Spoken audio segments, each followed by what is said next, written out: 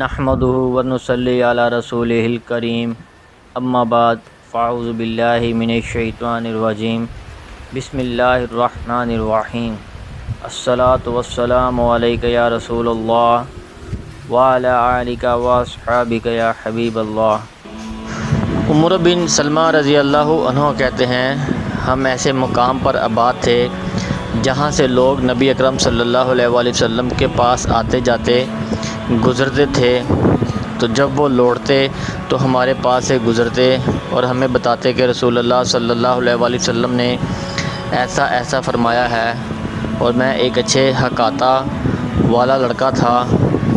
اس طرح سے میں نے بہت سا قرآن یاد کر لیا تھا۔ چنانچہ میرے والد اپنی قوم کے کچھ لوگوں کے ساتھ وفد کی شکل میں رسول اللہ صلی اللہ علیہ وآلہ وسلم کی خدمت میں گئے، تو آپ صلی اللہ علیہ وآلہ وسلم نے انہیں نماز سکھائی اور فرمایا، تم میں لوگوں کی امامت وہ کرے جو سب سے زیادہ قرآن پڑھنے والا ہو، اور میں ان میں سب سے زیادہ قرآن پڑھنے والا تھا، اس لیے کہ میں قرآن پاک یاد کیا کرتا تھا، لہٰذا لوگوں نے مجھے آگے بڑھا دیا۔ چنانچہ میں ان کی امامت کرتا تھا، اور میرے جسم پر ایک چھوٹی زرد رنگ کی چادر ہوتی، تو جب میں سجدے میں جاتا تو میری شرمگاہ کھل جاتی۔ چنانچہ ایک عورت نے کہا، تم لوگ اپنے قاری امام کی شرمگاہ ہم سے چھپاؤ۔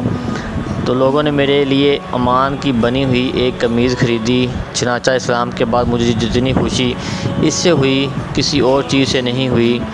ان کی امامت کے وقت میں 7 یا 8 برس کا تھا۔